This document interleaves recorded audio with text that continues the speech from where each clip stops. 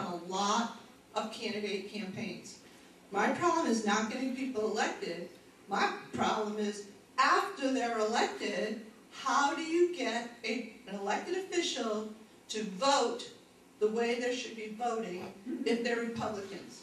I just sent an email to the entire city council in Jacksonville, city council in Jacksonville Beach, and you know, Jacksonville Beach is bipartisan. Actually, one Republican wrote back and said, I ran a bipartisan race, and so I don't have to vote Republican. And I said, well, then you ought to change your voter registration. So I'd like to know how you all would approach this candidate, or any candidate.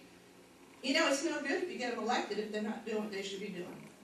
You tell them, Jake. I'm going to start this way? Yeah, this way. I think we've all seen examples of where we haven't been proactive. We haven't been proactive with the legislature, we haven't been proactive with elected officials. It always seems like we're the last to know. We're not looking, we shouldn't be right now talking with the legislature at the level of a Senate President and the Speaker. We should be talking to the people who need our help, who are going to aspire to be the Speaker and aspire to be the President of the Senate. That would be Will Weatherford, and that would be Don Gates. And if we plug into them now, how could a septic tank bill, for instance, be laying in committee and our small counties not know what a tremendous impact it was going to have on them? We need to reach out, we need to connect, because they're going to need us in 2012 to return their people. So I think we're talking to the wrong people. Let's talk to the people that really we can have an impact on. And then we have to be there to support them when they make the tough votes. We have to establish an email system and get the word out so that they talk to the press and they send emails of support for the tough positions that we're going to ask them to take. Thank you. That's a very good question. You know, sometimes people ask about Charlie Crist too, and I say, well, Charlie Crist actually did something good for our party. He actually caused, and what he did for the party is he should serve as a constant reminder for all the elected officials out there that if you abandon your core principles, no matter how popular you think you are, you're going to go down. And what you can do is you hold these candidates and these elected officials' feet to the fire. You do that through the, and I hate to go back, the reason why I bring up communication technology so much is it's the common denominator across, it solves a lot of, it's the solution for a lot of problems. Basically what you do is your county chairman will send out emails on votes or whatever they need to do, and as a result, people will stand up. That's how you get people active, you get them engaged, you give the knowledge to the people, and the people will take care of them at the end of the day. And that's what happened, that's why we have Marco Rubio as our U.S. Senator, and that's why Charlie Crist went down. That is a very difficult and everyday problem. Elected officials, when they're elected, let's say Republican state representative, for instance, are elected to serve all the people. They will not do the party bidding 100% of the time. They're elected to serve all the people. Ronald Reagan said, if you're with me 8 out of 10 times, you're a good Republican. That's a pretty good standard. Communication is very important, but on a personal basis. You help them get elected, you have to have a worth to them. You brought up Charlie Crist, a few people. Well, Charlie Crist figured he didn't need us anymore. He was running for a second term of governor, and that's where he went hard left. He's from my home county. There's no one in this room, I think, that knows Charlie better than I do, and probably was not more disappointed by his actions. But the future's the future. The facts still remain.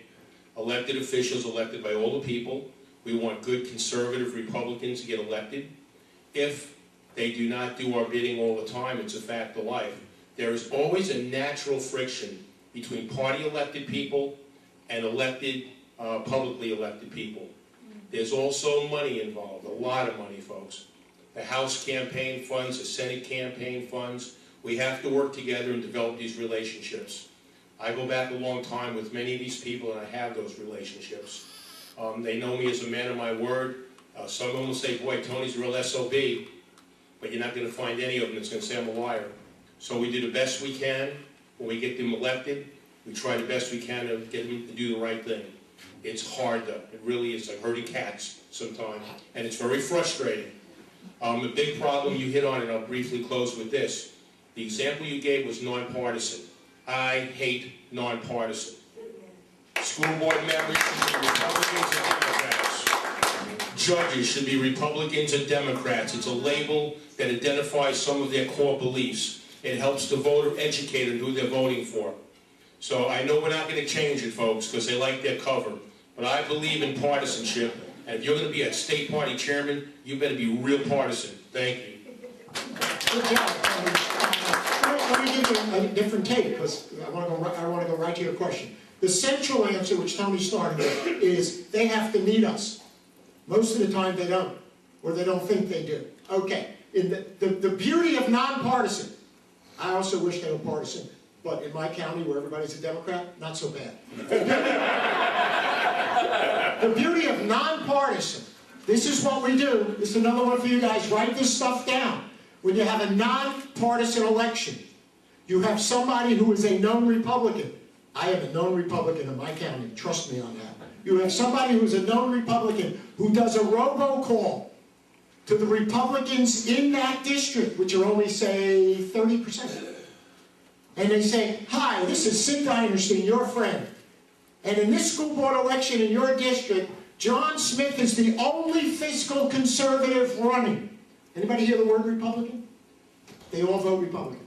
The Republicans need to know who the Republican is. You can start that tomorrow in a nonpartisan race. If you do that, they need you. If they need you, you have a lot more influence than you have now. And this is the problem, is our electeds very often don't think they need us, and we have to prove that they do. The other issue is, of course, money.